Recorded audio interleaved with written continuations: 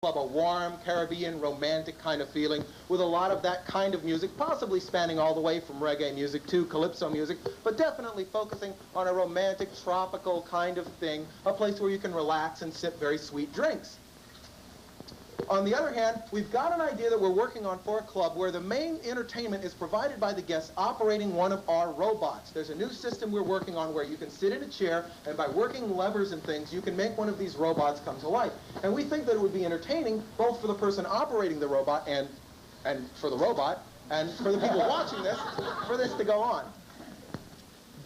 The whole idea of backlots brings up to mind this sort of lost cities. One of the reasons people used to build backlots was to capture the essence of places that had vanished from the face of the earth. There's not much point building a backlot of somebody's home in Fresno, because you can go to Fresno and shoot a picture of that. But Pompeii, Angkor Wat, wonderful places like that are worth building, and that's why backlots were built. We are going to use another retail avenue, smaller retail, not the big stores, but small personalized retail, as the bones upon which to stick such streets as ancient Italy, Pompeii, perhaps something as exotic and exciting as Angkor Wat, as well as ancient Egypt. And this gets to be kind of fun. It kind of makes an adventure out of shopping again, because you get to tell your friends things like, I just found a wonderful place to get these great wind chimes. You go to the obelisk, you turn left, and there right between the paws of the Sphinx is this great little shop. And you go in there and you buy these things. And then afterwards you can go get lunch underneath the statue of Ptolemy and you know, sit on the ruins of Buddha and have lunch. This is a fun thing to do, I promise. And it's not really going to interfere with the fact that you really did come there to buy Argyle socks, and that's what you want, because it's right there under the sign that says, you know, Senatus Populusque Romanorum. That says Senate of the People of Rome in Latin. They made me take that in school. It's the only thing I remember. No one cares about that.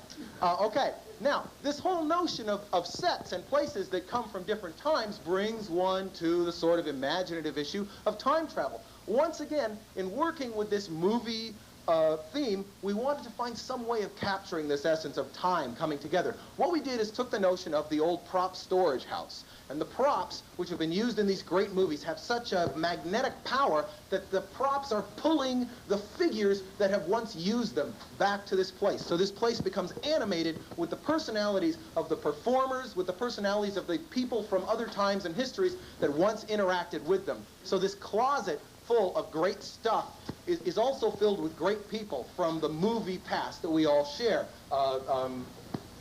Cleopatra, Mark Antony, Ben Franklin. These people are kind of pulled back into this space by the mythic power of the props that are hung on the wall. And that's the airport.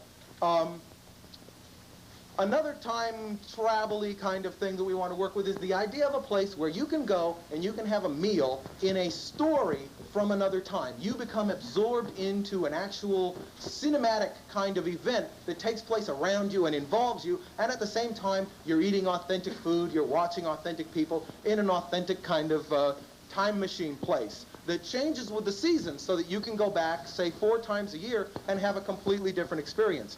I want to also stress that if we do use this as a backlot, which we intend to do, eventually these things do change, so that what once was a New York street, you may come back and it is a Chicago street. What once was Angkor Wat, you may come back and it's Machu Picchu.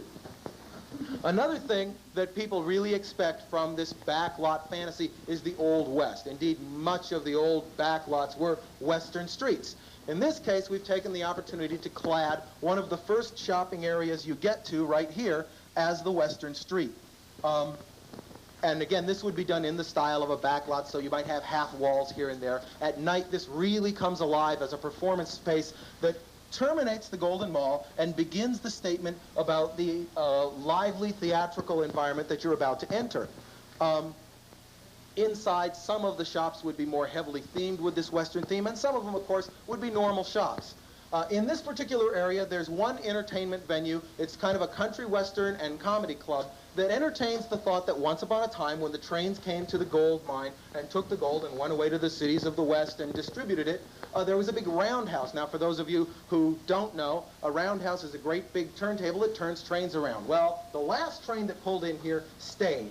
We took it apart. We turned it into a cappuccino maker, a back bar, a potato roaster, a peanut cooker, and the light is the light that lights the stage. And on that stage you have country western acts. It's a kind of family place where you can eat peanuts and listen to great music. And once in a while we have comedians. Up there is the man with the small head and his dancing ostrich. I don't know what really would be there, but there would be something funny there that you would laugh at.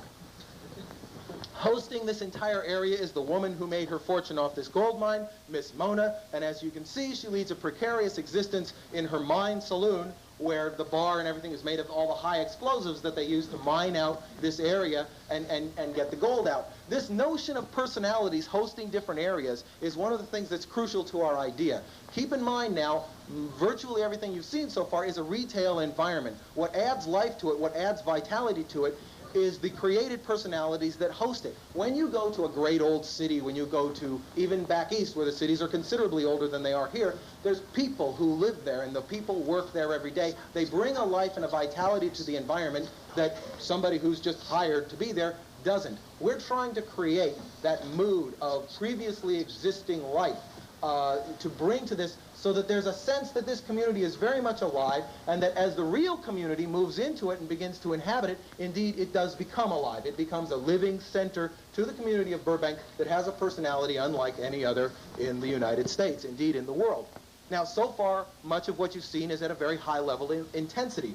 Running right through the middle of this thing is the California Canyon. The canyon, as Christopher said, is a very calm place. There's really not a lot that goes on in there. Water trickles down through the waterfall.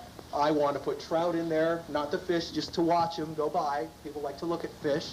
Poppies grow when it's poppy season, sycamore trees, lots of shade. And then the architecture of the balconies and the office spaces that come out, the few small restaurants and the few small shops that line this are all done in a California bungalow style. Welcoming, woodsy kind of soft-edged things that are nice to walk by, that don't really disturb your conscience. They don't call a great deal of attention to themselves. It's a nice place to retreat, not only from the activity of the immediately surrounding project, but indeed from the activity of the street surrounding. This is a nice place to take a walk in the evening, and it's free. You walk right down the street, turn a corner, suddenly you're in sycamore groves like many that have vanished from Southern California since the days of even my youth.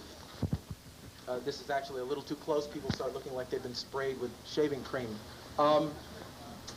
Yes, Mickey Mouse is coming. Mickey Mouse is coming to the animation department. The animation department is the root and heart of the Disney Corporation. It was Walt Disney's animated characters that allowed him to build an entertainment empire, if you will, founded on values that people like and not founded on sort of abusive, exploitative things. So what we want to do is move that heart here so that it really does represent a living part of our corporation participating in the community. And that's the animation department, which I believe we're talking about here, and offices associated being worked into this campus. Again, the grounds of the campus are open public ground with orange trees and rose gardens that you can walk in and feed birds and all this great stuff that goes on.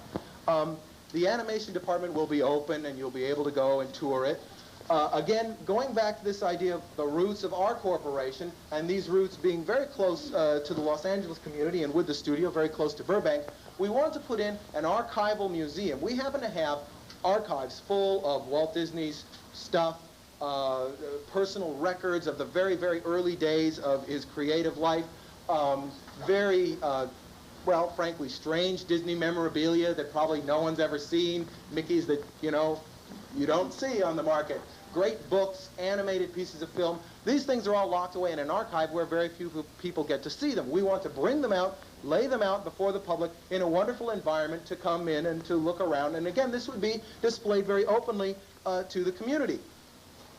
Obviously, something of this size demands several large entertainment facilities, and one of these will be a multiple theater, like the AMC theater that's already put in.